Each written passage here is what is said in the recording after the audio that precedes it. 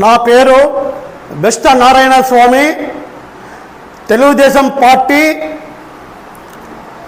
Cultural జిల్లా అధ్యక్షుడు, అనంతపురం. అయ్యా జగన్,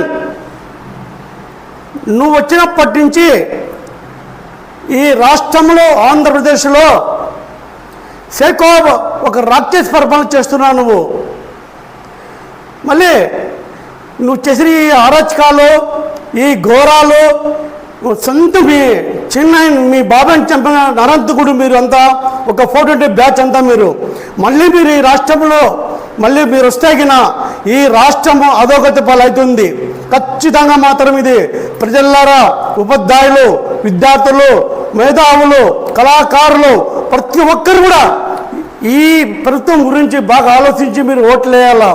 ఒక్క 5 ఏళ్ళు గుర్తురే మనకు ఓటు హక్కు ఉంటుంది, మనకు గుర్తుపెట్టుకోండి. ఇలాంటి సైకో మళ్ళీ ముఖ్యమంత్రి అయినాడా మన రాష్ట్రం ఏమాత్రం ఉండదు, ఏమాత్రం మిగలదు. వీడు ఒక సైకో, వీడు ఒక రాక్షసుడు, వీడు రాజకీయ నాయకుడు కాదు, వీడు ఒక వ్యాపారస్తుడు. వీడికి ఎక్కడ ఏ భూములు ఉన్నాయా, ఎక్కడేం దోచుకుంటామా అనే ఉద్దేశంతో ఉంటాడే తప్ప వీడికి ఇద్దరే అమ్మాయిలు బిడ్డలు ఉండేది.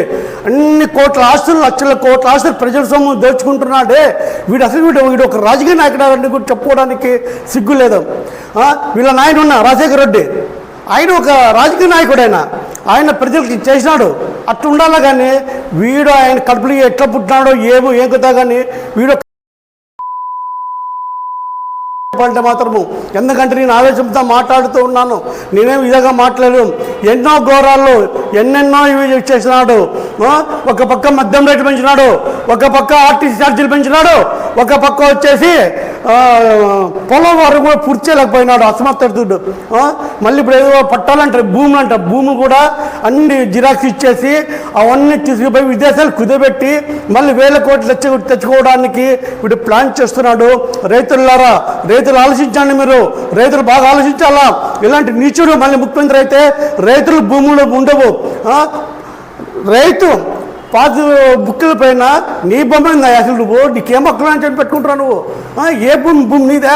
ఎవరో ఆసామి వాళ్ళ పేరు మీద ఉండే, కానీ నీ పాటు ఆ పాస్బుక్ మీద ఎందుకు ఉంటుంది? ఇవన్నీ పోలంటే కన్నా నారా చంద్రబాబు నాయుడు గారి ముఖ్యమంత్రి కావాలా. ఆయన రాష్ట్ర ముఖ్యమంత్రి అయితేనే మన రాష్ట్రం బాగా పడుతుందని నేను మనవి చేసుకుంటున్నాను. ఆయన విజయ నాయకుడైన, ప్రపంచం ఇచ్చిన నాయకుడైన, ఆయన ఆసామనిషి మనిషి కాదు. నారా చంద్రబాబు నాయుడు గారు అంటే ఆసామనిషి మనిషి కాదు.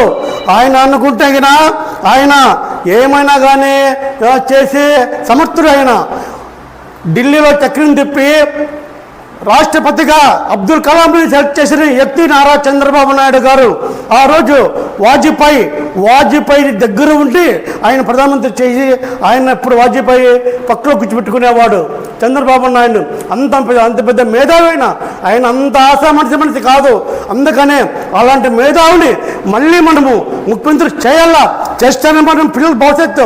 ప్రజలారా, ఇదో వైఎస్ఆర్ కాంగ్రెస్ పార్టీ నాయకులు, కార్యకర్తలు చెప్తున్నా తండ్రి, వాని మీద మీకు అభిమానం ఉంటే కన్నా వాని ఫోటో మీ ఇంట్లో పెట్టుకొని పూజించండి, కానీ వాడికి ఓటు వేయదండి. వైఎస్ఆర్ కాంగ్రెస్ కార్యకర్తలారా, మీకు అందరూ మొక్కి చెప్తున్నాను, వాటికి ఎటువంటి పరిస్థితి ఓట్లు లేదండి. ఓట్లు వేసినారంటే కన్నా మాత్రము అందరినీ మొక్కుతున్నా వైఎస్ఆర్పీ కాంగ్రెస్ కార్యకర్తల నాయకులందరికీ దయచేసి మాత్రము జగన్కి ఓటు వేయదండి. అతని మీద అభిమానం ఉంటే మీ ఇంట్లో ఫోటో పెట్టుకోండి. మన రాష్ట్రం గురించి మీరు ఆలోచించాలా. నాయన నాయకులకి, కార్యకర్తలు అందరూ మొక్కి చెప్తున్నాను, మన రాష్ట్రం ఆలోచన రాబోయే తరాల కోసము మనం ఆలోచించాలా. అంతే కాదు, రాబోయే తరాల కోసము మనం ఆలోచించాలా, ఇప్పుడు కాదు మనము. అందుకనే చెప్తున్నాను, దయచేసి మాత్రము నారా చంద్రబాబు నాయుడు గారు ముఖ్యమంత్రి కావాలా, అవుతాడు కూడా. ఇప్పుడు జరుగుతున్న అసెంబ్లీ, పార్లమెంట్ ఎలక్షన్లో 14 నియోజకవర్గాలలో అన్ని సాట టీడీపీ గెలిచాలని చెప్పని నేను మనసారా నేను కోరుకుంటున్నాను. ప్రజలు కూడా మీరు ఆలోచించి వైకాపాకి మాత్రం ఓట్లు వేయద్దండి. వేస్తే కన్నా మాత్రము మన రాష్ట్రం ఏమీ ఉండదు. మళ్ళీ దివాళీ ఎత్తేసి ఇక్కడ ఎవరు ఉండరు అందరూ అడుక్కుని ప్రతిష్ఠిస్తాడు. జగన్ ఒక నాయకుడు కాదు, వాడు ఒక దుర్మార్గుడు, దుష్టుడు. వాడు రాజకీయ నాయకుడు కాదు, వాడు వచ్చి వ్యాపారస్తుడికి అల్లీబాబా 40 దొంగలు సినిమాలు మోసగాడు కృష్ణా సినిమాలు ఉన్నాయి కొన్ని. మూటలు కట్టుకుని దొంగలు కొండల్లో పోతా అంటారు, మీకు గుర్తుంటుంది మీకు అందరికీ. అట్లా జగన్మోహన్ రెడ్డి ఈ బ్యాచ్ ఇదంతా 42 బ్యాచ్. ఈ బ్యాచ్ని నమ్ముకుంటే కనుక మాత్రము చాలా కష్టము. అసెంబ్లీలో కూడా చూసాము, అసెంబ్లీ ఎంతో ఘోరంగా అసెంబ్లీలోన వాడు కోడల నాన్నగాడు అది